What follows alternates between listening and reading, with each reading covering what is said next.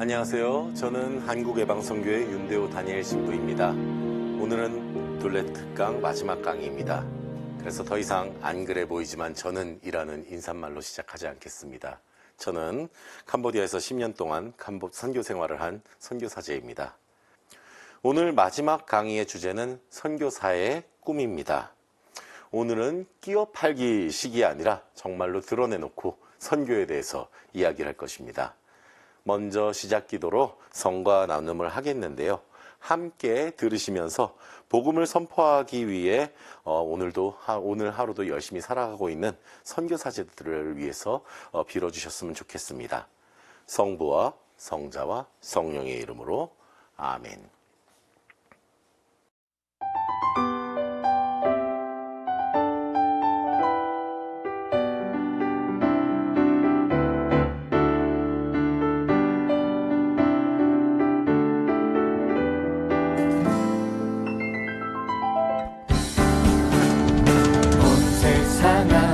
모두 기뻐하여라.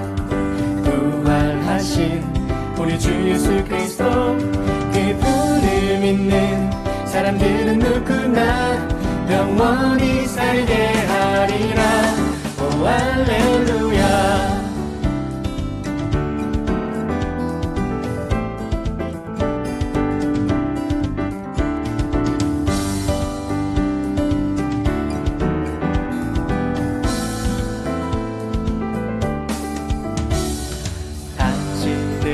주시어 사람이 되신 주 예수님, 우리들 안에서 함께 살아가시며 아버지의 뜻을 알려주시고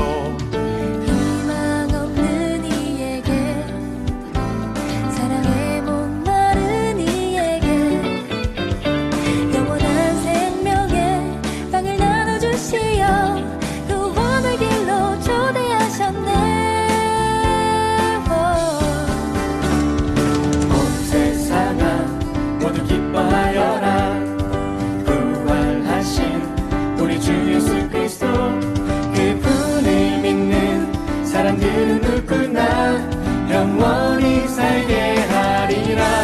오 할렐루야.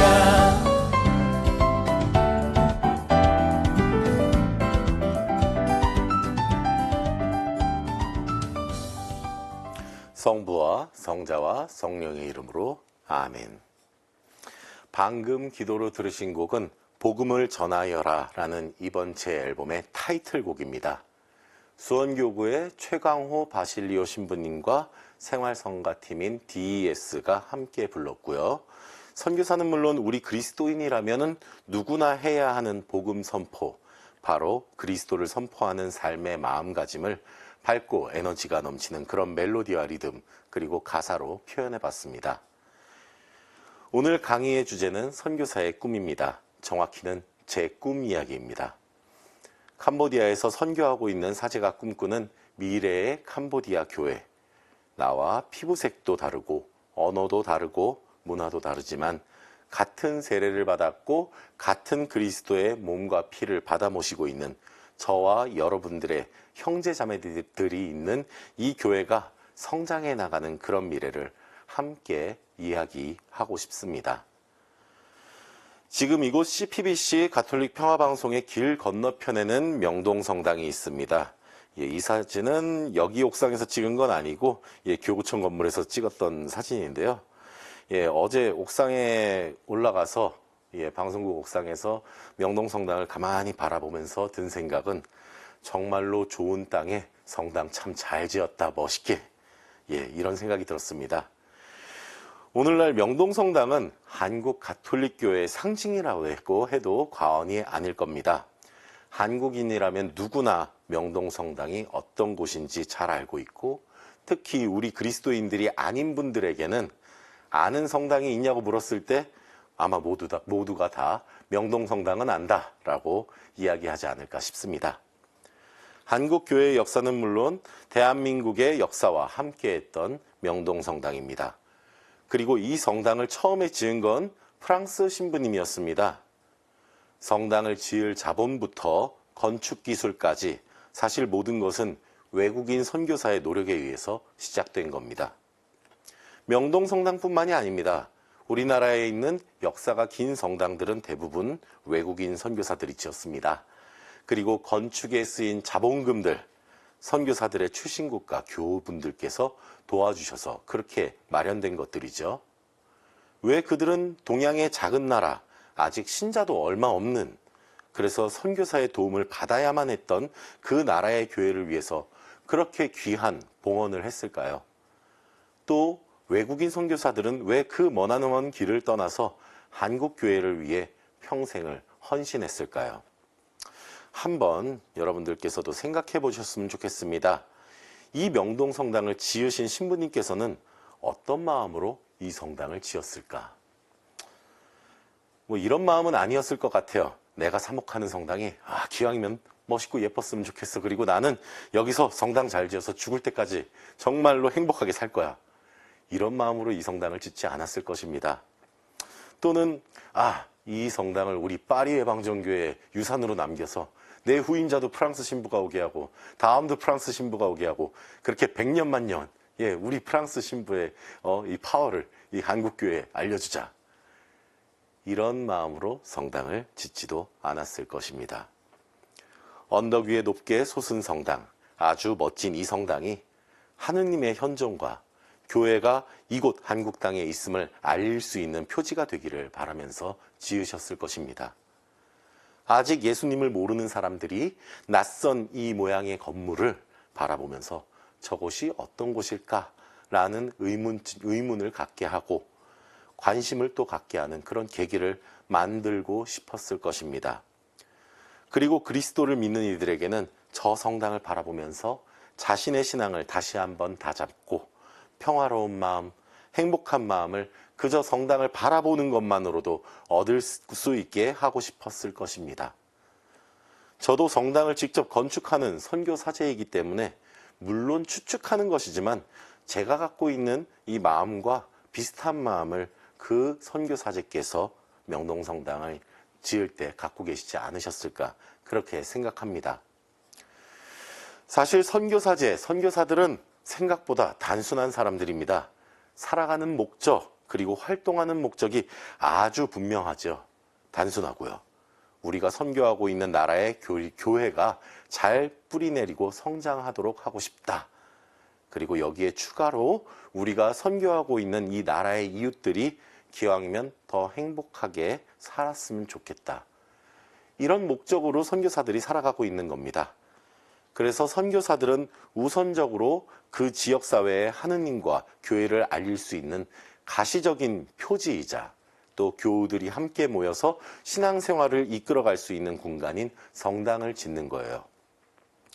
그 외에 필요한 여러 가지 사회 재반시설들 있죠. 유치원을 짓고 학교를 짓고 또 진료소나 병원 같은 그런 시스템들을 함께 마련해 나가는 것도 병행합니다. 첫 번째 강의 때 말씀드렸었던 것 같은데 바로 본질적인 선교, 성당을 짓고 복음을 선포하고 이것과 함께 따르는 자선활동, 교육, 의료 이런 서비스 말이죠. 그렇다면 수많은 외국인 선교사들이 한국에 왔었던 이유는 무엇일까요?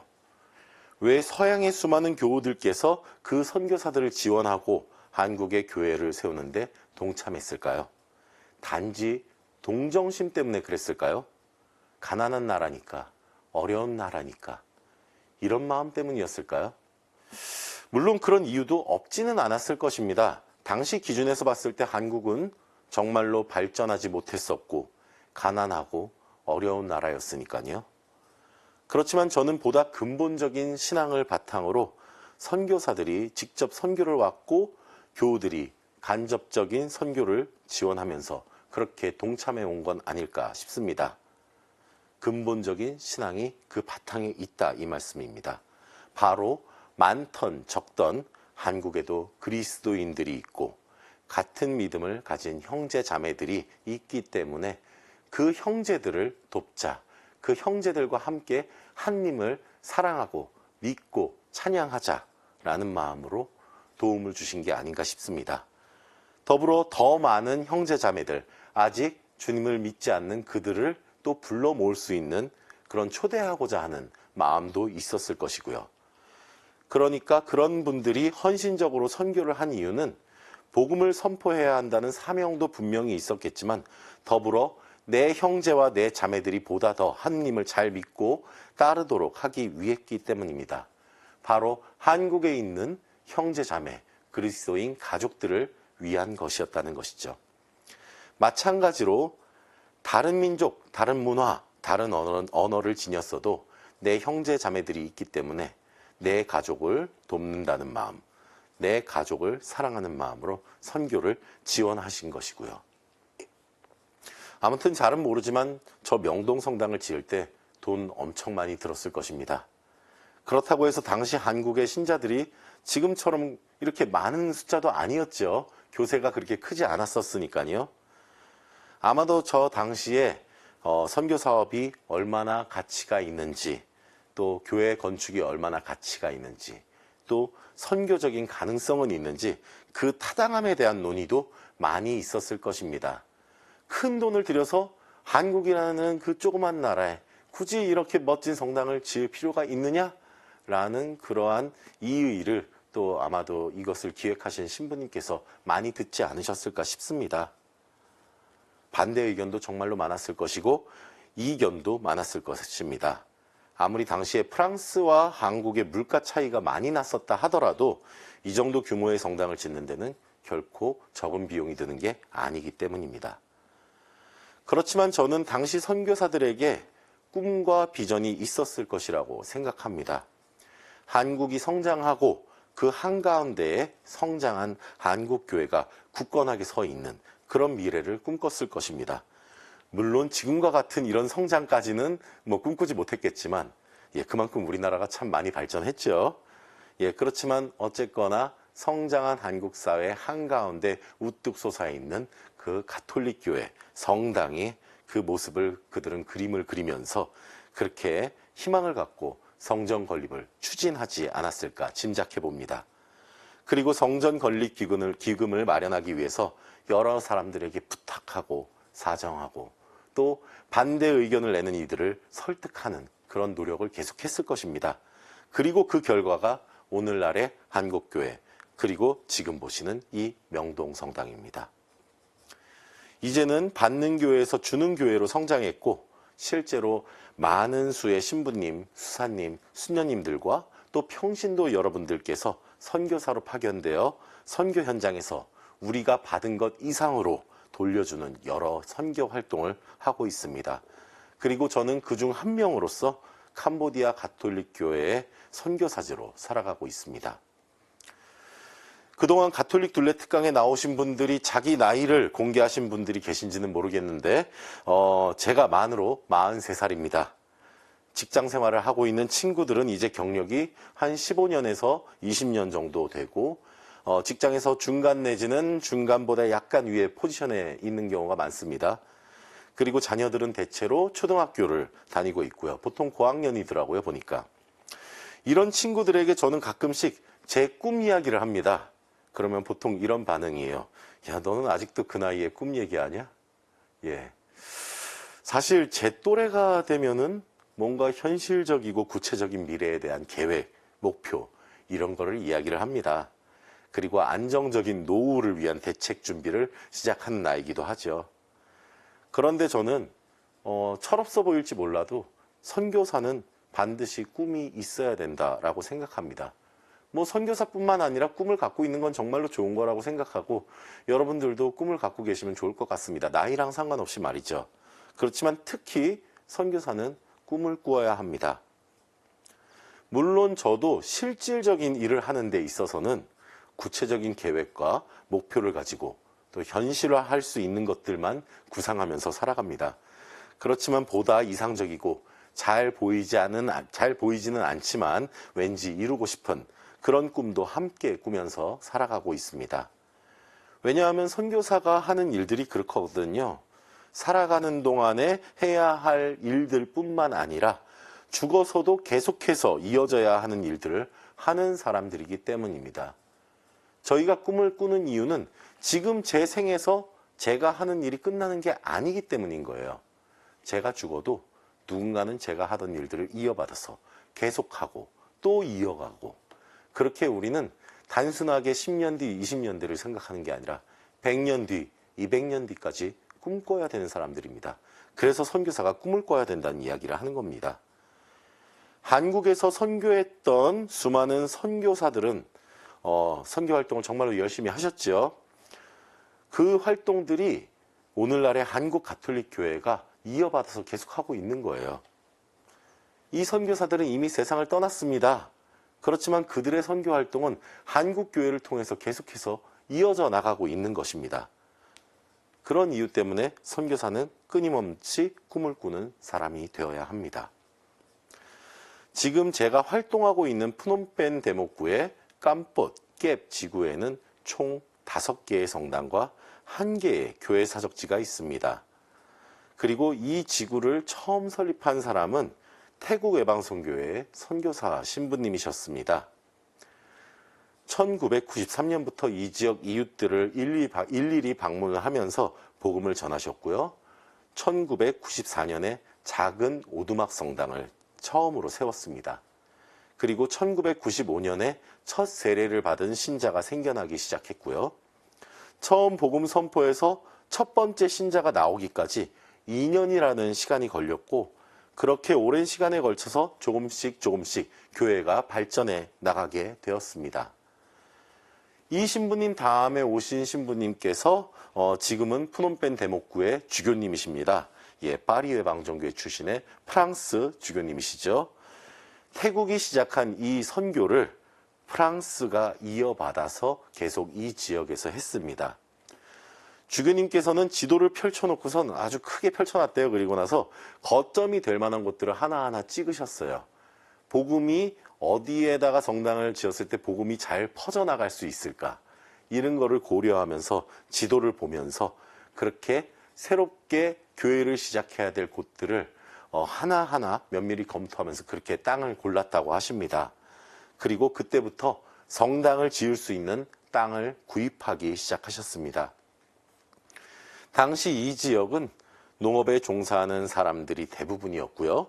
구조적으로 봤을 때 소수의 부자들이 땅을 소유하고 있고 대다수의 주민들은 소작농인, 그런 구조였습니다. 대부분의 사람들이 가난했고요. 농사일을 아무리 열심히 해도 벌어들일 수 있는 수입은 많지 않았던 상황입니다. 다른 일자리가 있는 것도 아니고 또 교육이나 의료적인 그런 혜택을 기대할 수도 없는 상황이었죠. 그래서 주교님께서 교회의 토지를 구입하실 때 그냥 성당 하나 지을 만한 땅 정도를 구입하신 게 아니에요. 지금 제가 맡고 있는 5개의 성당 중에서 가장 작은 땅의 평수가 일단 1헥타르, 평으로 따지면 3,400평 정도 되는 땅입니다. 그게 깜포 시내에 있는 제가 살고 있는 지구장 성당 땅인데요. 엄청 큽니다.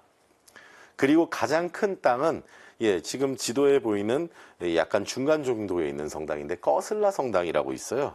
이 성당 땅이 성바오로 성당이에요. 참고로 7헥타르, 평수로는 약 24,000평 정도 되는 규모입니다. 이렇게 큰 땅을 주교님께서 구입하신 이유는 성당뿐 아니라 교육시설, 복지시설도 마련하고 시골 마을들의 경우에는 마을 사람들이 함께 공동으로 경작할 농장을 만들기 위해서였습니다. 실제로 꺼슬라 성당의 재산 목록에는요, 소도 5마리 있고요. 저희 또 양계장 갖고 있어요. 닭 되게 많습니다. 쌀 농사를 짓기는 하는데 요즘은 수확량이 그렇게 많진 않습니다. 그렇지만 예전에는 정미한 쌀을 기준으로 1년에 약 15톤 정도 쌀을 생산했었고요. 지금은 과수원하고 밭농사 용지로 용도를 이제 변경하고 땅을 이제 관리를 하고 있는 중이라서 최근에는 정미한 쌀로 한 4톤 정도씩 나오고 있습니다. 아무튼 프랑스인 신부님, 지금은 주교님이시죠. 이분께서 이렇게 성당 부지를 다 구입하신 다음에 한동안은 캄보디아인인 방인 신부님께서 이 지역을 사목하셨습니다. 땅 사고 그냥 다음 분에게 그대로 넘겨주신 거예요. 그리고 그 다음에 오신 분이 또 캄보디아인 방인 신부님이셨죠. 이분도 지금은 프놈펜 데목구 옆에 깜뽕짬 지목구라고 있어요. 이 지목구장의 지목구의 지목구장 몬신율님이십니다. 이분의 사목 활동은 사실 캄보디아인이기 때문에 선교사들하고는 차이가 날 수밖에 없습니다. 냉정하게 얘기하면은 돈을 어디선가 가져가 올 수가 없는 거예요. 선교 자금을 구할 수 있는 이런 어떠한 장치적인 게 없는 거였죠. 그렇기 때문에 선교사제들에 비교하면은 일단은 외적으로 교회를 성장시킬 만큼의 그런 능력이 있었던 건 아닙니다. 대신에 이 몬신율님께서는 정말로 훌륭한 인품을 가지신 분이시고 온몸으로 열심히 뛰는 분이셨습니다. 특히 사랑으로 교우들을 대하시고 섬기셨어요. 그래서 지금 저희 교우분들 이렇게 이야기를 나누면서 몬신율님 얘기가 나오면은요, 그냥 일단 눈물부터 흘리시는 분들도 계십니다. 정말 좋은 분이고 감사한 분이고 함께해서 행복했다고 말이죠. 그리고 이런 분이 몬신율님이 되셔서 지목구를 맡게 돼서 너무나도 기쁘고 영광스럽다고 말이죠. 어쨌거나 이 당시 이 지역교회는 외적이고 양적인 성장은 거의 없었지만 내실이 다져지는 시기였다고 볼 수 있겠습니다. 교우들의 신앙교육도 정말로 이때 잘 이루어졌었고요. 그렇게 캄보디아 방인 신부님의 임기가 끝난 다음에 다시 선교사제가 이 지역에 오게 됩니다.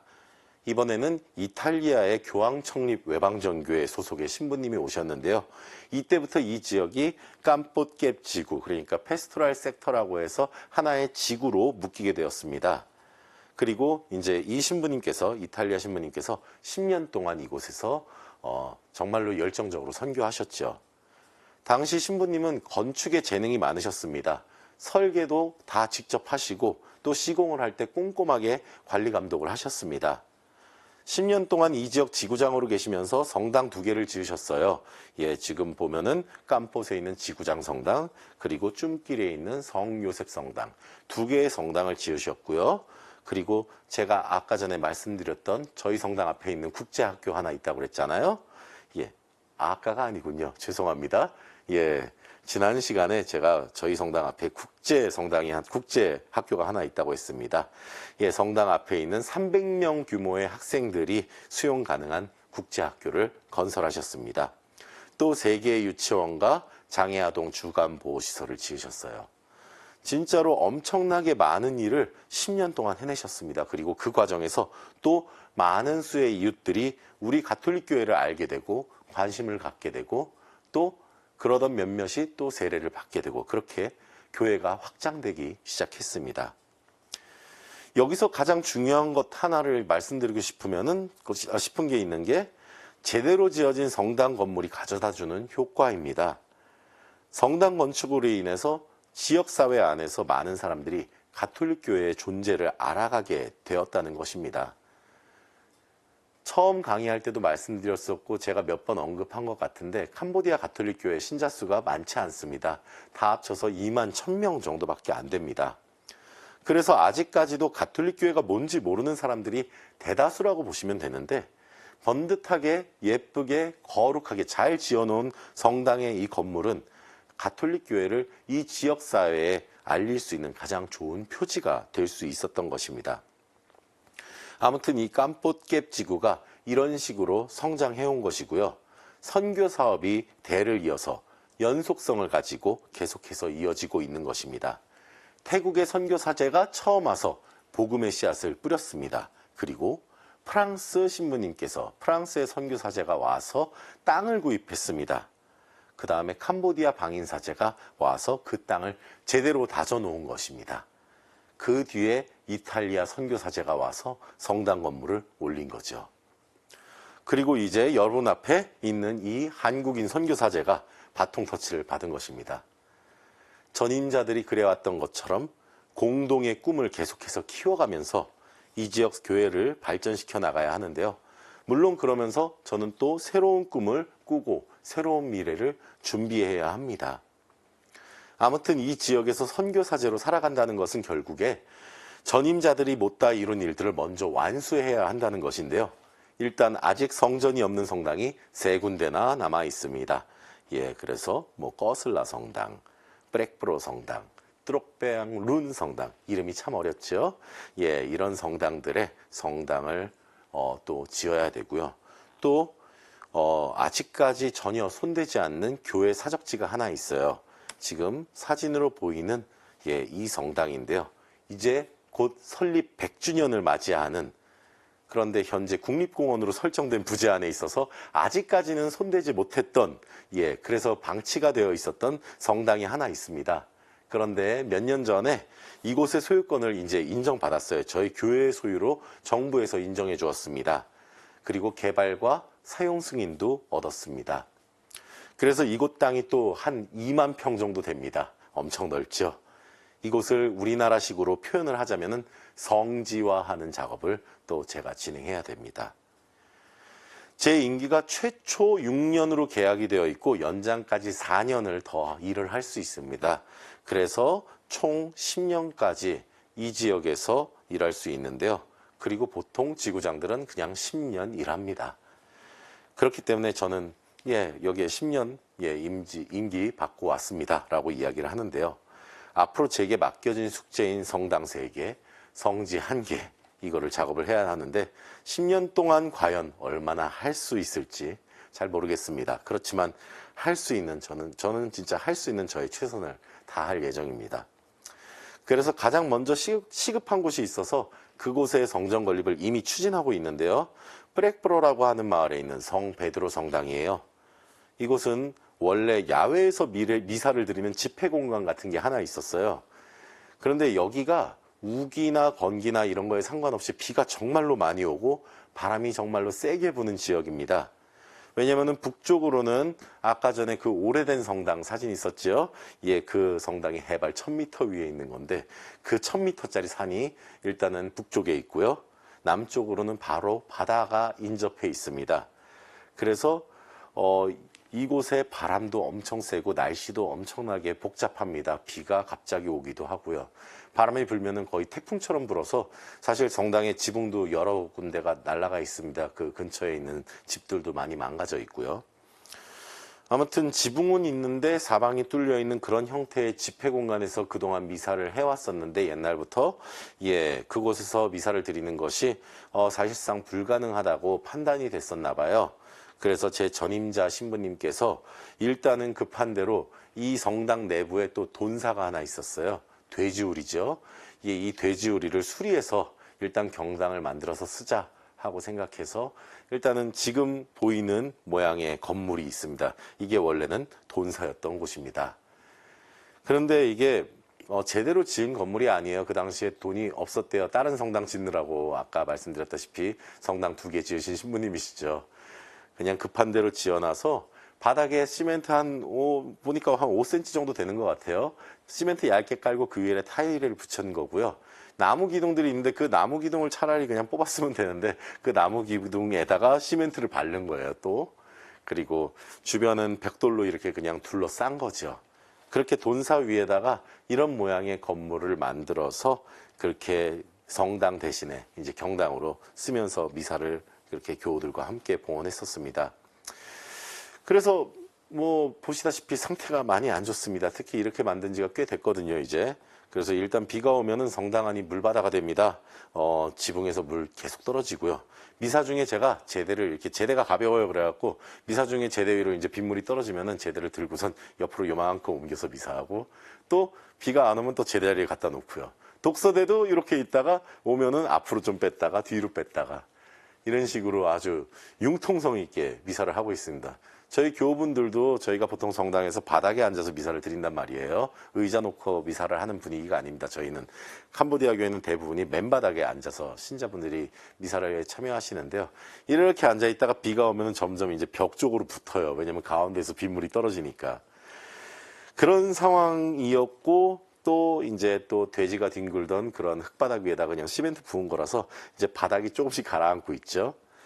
그래서 이것에 대해서 이제 건축을 진행하고 있는데, 건축을 이제 계획은 다 세웠죠. 이제 어느 정도 모금도 지금 진행을 하고 있는 중이고요. 그런데, 이게 생각보다 쉽지는 않습니다, 사실은.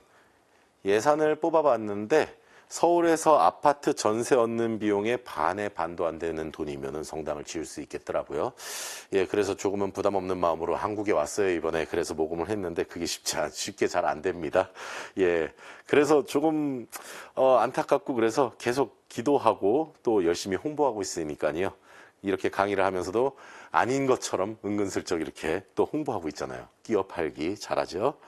예, 그러니까 잘 되리라고 믿고, 특히 이게 제 일이 아니잖아요. 하느님의 일이고 교회의 일이잖아요. 그러니까 잘 되리라고 믿습니다. 아무튼 오늘 강의의 주제가 선교사의 꿈이라고 말씀드렸습니다. 그리고 캄보디아 교회와 함께 꿈꿔왔던 제 전임자 신부님들, 그리고 제가 이어받아서 또 이뤄나가야 할 꿈에 대해서도 말씀드렸고요. 지금부터는 제가 새롭게 꾸는 꿈에 대해서 이야기를 해보려고 합니다. 저는 진짜로 꿈이 많거든요. 일단 꿈 얘기를 하니까 약간 삼천포에 살짝 우회해서 갔다가 다시 돌아가겠습니다. 아주 어릴 때 저는 꿈이 진짜 많았습니다.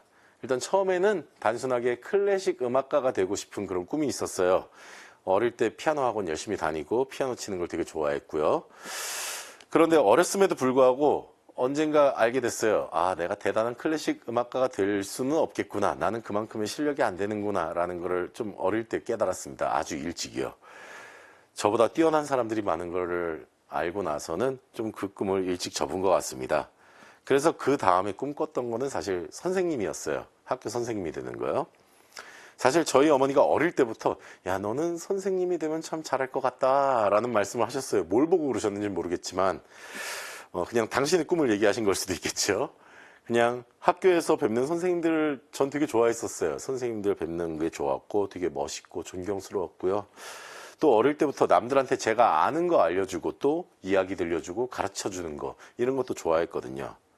그래서 나는 크면 선생님이 되면 좋겠다 이런 생각을 했었는데, 한 초등학교 고학년 정도 됐을 때 갑자기 또 꿈이 바뀝니다. 그때는 외교관이 되고 싶은 거예요. 그때 제가 해외에 이렇게 여행하는 다큐멘터리 프로그램들에 아주 심취해 있었습니다. 걸어서 이 세상에 나가는 그런 프로그램들 있잖아요. 예, 그래서 그런 프로그램들 보면서 어린 마음에 외교관이 되면은 공짜로 이 나라 저 나라 잘 놀러 다닐 수 있겠다. 아주 어린 마음이죠. 예, 그렇게 생각을 하면서 외교관을 또 잠깐 꿈꾸기도 했었습니다. 당연히 그때는 외무고시 같은 게 있다라는 것도 몰랐죠. 그러다가 중학생이 되면서 또 꿈이 바뀝니다. 그리고 그때부터 조금은 과한 꿈을 꾸기 시작했습니다. 심지어 그 꿈을 저는 상당히 오랜 시간 꾸었고요. 꿈은 원래 크게 가져야 한다는 생각도 그때부터 갖기 시작했던 것 같습니다. 아무튼 제가 그때 한창 락 음악에 심취해 있었습니다. 독학으로 기타도 치고 드럼도 치고, 그렇게 하면서 밴드를 결성하고요. 밴드 활동 열심히 했고요. 그러면서 저는 꿈꾸기 시작했습니다. 한국을 제패하는 락커가 되겠다. 예, 잠실 주경기장을 꽉 채우는 락스타가 되겠다. 이런 말도 안 되는 꿈을 꿨습니다. 정말로 뜬금없는 얘기 같지만 또 어릴 때 클래식 뮤지션이 되고 싶다는 꿈이 있었다고 그랬잖아요. 그러니까 전혀 뜬금없는 꿈은 아니었습니다. 단지 스케일이 너무 컸었지요.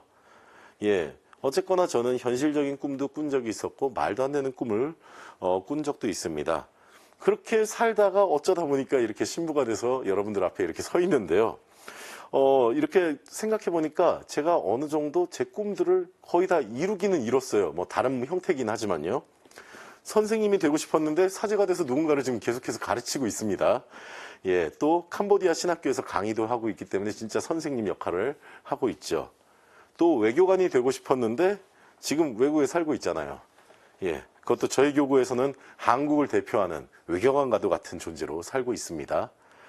뮤지션의 꿈도 나름 이 정도면은 이룬 것 같습니다. 저 그래도 앨범 냈습니다. 예, 앨범 내고 잠실 주경기장에서 공연하는 그런 뮤지션은 아니지만 유튜브라는 넓은 공연장에서 열심히 또 음악을 들려드리고 있고, 음원 사이트 한국에서만 스트리밍 되지 않습니다. 예, 해외 음원 사이트에도 제 노래가 다 소개되고 있습니다. 그래서 얼마나 들으실지 모르지만 외국인들도 충분히 제 음악을 들을 수 있고요. 락스타까지는 아니지만 그래도 이 정도면은 꿈 다 이루고 산 것 같습니다. 그래서 저는 제가 지금 꿈꾸고 있는 새로운 꿈들도 언젠가는 이루어질 수 있다고 믿습니다. 제가 살아있는 동안에 못 이루더라도 그거는 좀 상관없을 것 같아요. 왜냐면 저는 선교사니까요. 제가 다른 선교사들의 꿈을 이어받아서 선교 사업을 하고 있는 것처럼 누군가가 또 제 꿈을 이어받아서 계속해서 해나가지 않을까 그렇게 생각합니다. 지금부터 하는 이야기는 이제 본격적인 제 꿈 얘기인데요. 캄보디아 가톨릭교회의 공식적인 입장도 아니고 한국외방선교의 공식적인 입장도 아닙니다. 그저 한 10년 정도 캄보디아에서 선교 활동을 하고 있는 한 명의 선교사가 꿈꾸는 그런 꿈 이야기고, 아직은 시작 단계에 불과한 이야기니까요. 그 점을 먼저 기억해 주시고 들어주셨으면 좋겠습니다. 저는 사실 캄보디아 가톨릭교회가 한국교회와 같은 그런 드라마틱한 성장을 할 수 있을 거라고 생각하지 않습니다. 계속해서 성장하고 있는 것은 사실이지만 그 속도가 정말로 느립니다. 특히 캄보디아는 국교가 불교입니다. 그런데 이 국교가 불교라는 사실은 단순히 종교적인 측면에서만 이해돼서는 안 됩니다. 불교는 캄보디아의 종교이면서 동시에 문화 그 자체입니다. 말을 하는 어법, 또 행동으로 표현되는 모든 예법이 불교적입니다. 캄보디아 사회를 구성하고 있는 모든 문화적인 요소들이 다 불교적인 것들입니다. 심지어 왕도, 임금님도 스님 앞에서 고개를 숙이는 게 캄보디아의 문화입니다. 그래서 제가 처음 캄보디아에 왔을 때 신자 수가 약 19,000명 정도 됐었어요. 10년 전에요. 10년이 지난 지금 21,000명 정도 된다는 거죠. 그렇다는 거는 1년에 약 200명씩 늘고 있다는 건데, 뭐 꼭 200명이 딱 떨어지는 않겠지만 대략적으로 평균적으로 해마다 200명이 증가한다라고 본다면 앞으로 한 50년은 지나야지 전체 신자 수가 한 3만 명 되는 거예요.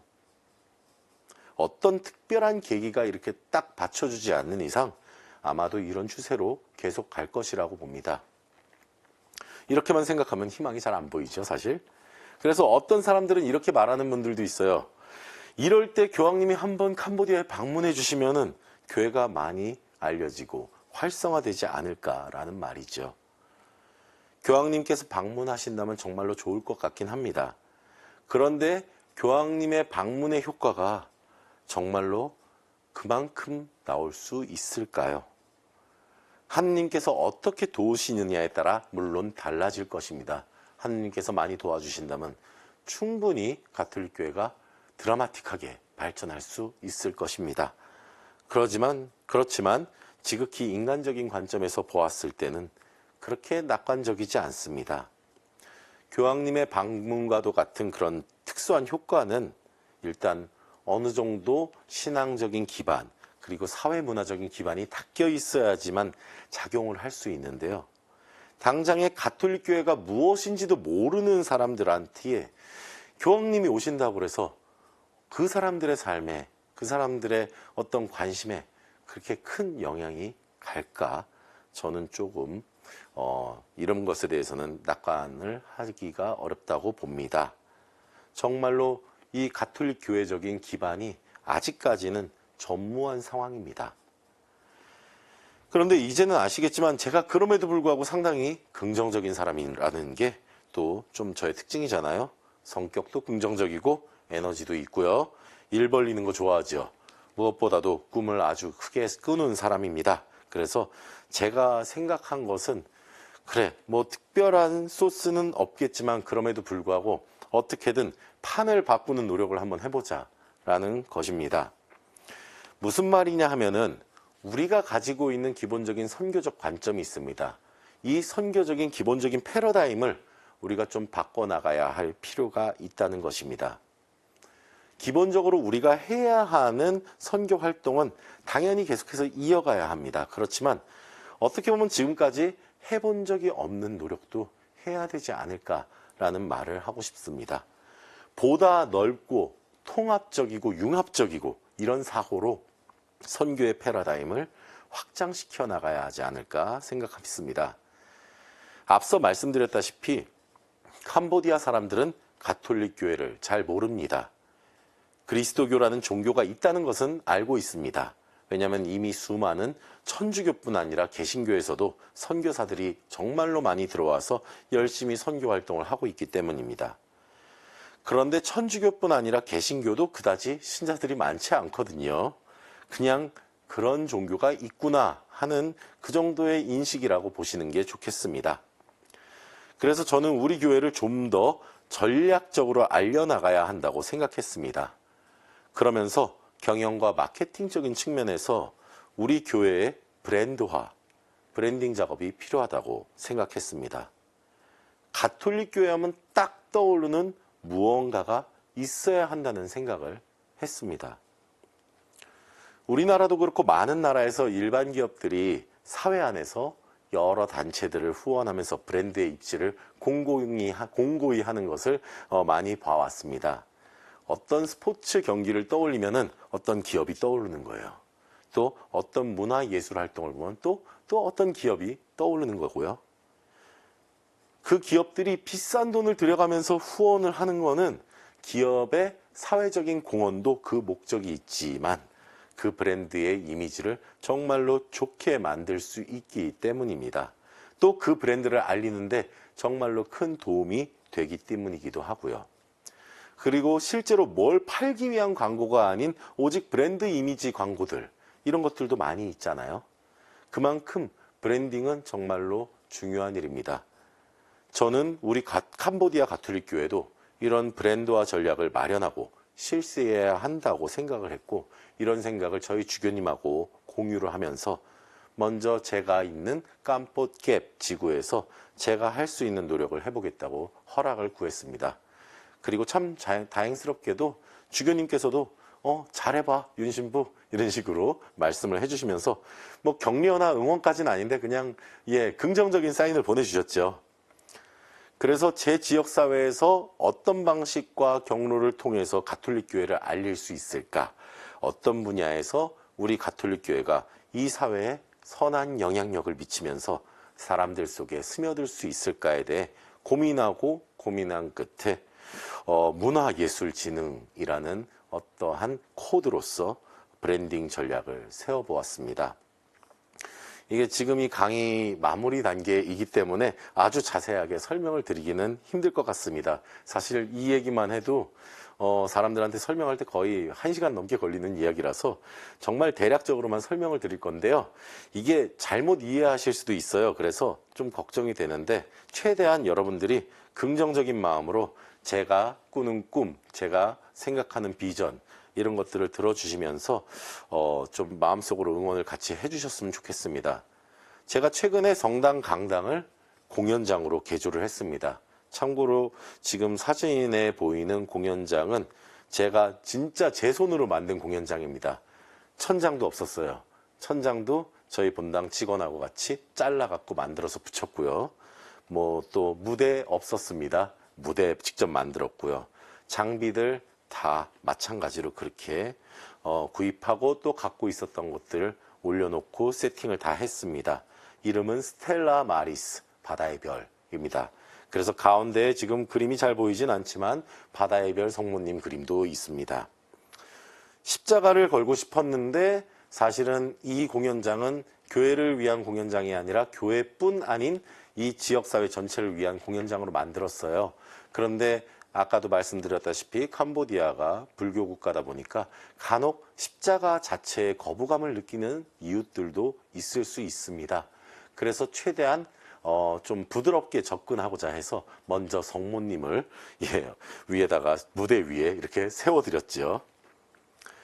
제가 살고 있는 캄포시에는 상설 공연장 같은 게 전혀 없습니다. 나름대로 이게 중형 도시인데 또 중산층들도 많이 있는데 공연 문화를 즐길 만한 공간 자체가 없어요. 음악 공연을 보고 싶으면은 라이브 공연을 하는 술집에 가야 됩니다. 아니면 광장 같은 데다가 임시로 만든 무대에서 하는 그런 행사들, 이런 걸 보면 되긴 하는데요. 캄보디아 사람들 음악 정말로 좋아하거든요. 노래 부르는 것도 좋아하고 춤추는 것도 정말로 좋아합니다. 그런 공연을 보는 것도 좋아해요. 정작 정식으로 공연만 하는 공연장이 그런데 없는 거예요. 비단 저희 동네뿐만 아니라 다른 도시들도 말이죠. 그래서 잘 갖춰진 공연장을 만들고 저희 성당문은 또 원래 항상 열려 있습니다. 그래서 좋은 프로그램, 좋은 공연 프로그램들을 준비해서 정기적으로 우리 지역 주민들이 이런 문화적인 혜택을 누릴 수 있게끔 제공해 주시면 좋겠다라고 생각을 했습니다. 그래서 일단 공연장을 만든 다음에 아주 잠깐 임시로 운영을 해봤거든요. 또 유튜브와 다른 SNS의 영상들도 좀 올려봤는데 반응이 생각보다 좋습니다. 심지어 공연 문의가 계속 와요. 뭐 좋은 거 없냐 이런 식으로 말이죠. 또 다른 도시에 있는 연주자들, 뮤지션들이 공연장 대여에 대해서 문의 연락도 옵니다. 시설 사실 되게 잘 해놨거든요. 그런데 심지어 이게 제가 홍보도 아직 안 했어요. 왜냐면 제가 휴가를 나와야 됐기 때문에 그냥 시험 삼아서 휴가 나오기 전에 잠깐 했는데 그 반응이 그렇게 좋은 거예요. 사실은 이게 제가 좋아하는 일이고 또 초기 투자는 제 개인 자금과 제 개인 장비들로 그냥 어느 정도 할 수 있었기 때문에 그냥 부담 없이 시작했는데 비전이 점점 보이기 시작합니다. 이걸 시작하면서 뭔가 선교적으로 분명히 괜찮은 방법이 될 수 있겠다. 이거 될 것 같다. 이런 생각이 듭니다. 처음 시작할 때는 한 70% 정도의 가능성을 보고 했는데 지금은 좀 더 긍정적으로 보고 있어요. 이 시설은 교회만을 위한 시설이 아니거든요. 우리 이웃 모두에게 열려있는 공간이고 이웃들에게 양질의 공연을 제공하면서 그렇게 이웃들이 더 편안하고 쉽게 찾아올 수 있는 성당을 만들어 가려고 합니다. 아무래도 상황이 한국하고는 많이 달라서 정말로 우리 이웃들이 공연 문화를 즐길 만한 공간이 전혀 없기 때문에 저는 이 프로젝트가 충분히 가치가 있고 가능성이 있다고 봅니다. 그런데 이 일을 시작하면서 사실 예산을 신청한다거나 도움을 요청한다거나 하는 걸 전혀 하지 않았습니다. 진짜 100%로 제가 갖고 있었던 음향 장비들 그리고 제 사비로 다 준비했습니다. 그 이유는 어떤 사람들은 이걸 보고 제가 하는 일을 그냥 두고 그냥 지가 좋아하는 일 하는 거네 라고 말할 수 있거든요. 그래서 저는 이것이 충분히 가능한 일이다, 되는 일이다라는 것을 먼저 증명해내고 그 다음에 좀 더 발전된 방향으로 나아가려고 생각을 합니다.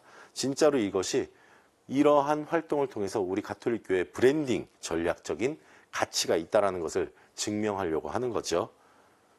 일단 앞으로 5년 정도 일단 보고선 운영을 하고 있습니다. 잘 되면 정말로 좋겠지만 잘 안 돼도 최소한 5년 동안은 제 에너지와 열정을 쏟아부을 생각을 하고 이 일을 하고 있습니다. 가톨릭 교회를 잘 모르는 우리 이웃들이 성전 앞을 걸어 다니고 또 예쁘게 조성된 성당 마당을 거닐면서 그러면서 잘 갖춰진 공연장에서 좋은 공연을 즐기고 그렇게 하다 보면은 일단 우리 교회에 대한 인식이 확실하게 될 것입니다. 그냥 인식이 아니에요. 지역사회 안에서 공연 문화를 대표하는 하나의 브랜드처럼 인식될 수 있는 것입니다. 이렇게 5년 동안 일이 잘 진행된다면 그 후에는 보다 체계적인 시스템을 도입하고 아마도 필요한 자금 마련도 해야 되겠죠. 본격적인 선교사업 승인도 받고 예산도 마련하고 말이죠. 그러면서 동시에 새로운 문화 공간을 하나 더 시작할 계획입니다. 물론 이거는 이 공연장은 이미 만들었고요. 그 다음 거는 아직 머릿속으로 구상을 하고 좀 구체화하고 있는 중인데요. 이번에는 미술입니다. 그래서 캄보디아인들은 미술적 감각이 있는 분들이 정말로 많아요. 앙코르아트 보세요. 엄청나죠? 또 작가들도 상당히 많습니다. 그런데 이 작가들이 활동할 곳이 없어요. 푸놈펜 같은 큰 도시가 아니라면은 이 작가들이 자신들의 작품을 어딘가에 걸어놓을 곳조차 없는 거예요. 보여줄 곳이 없습니다.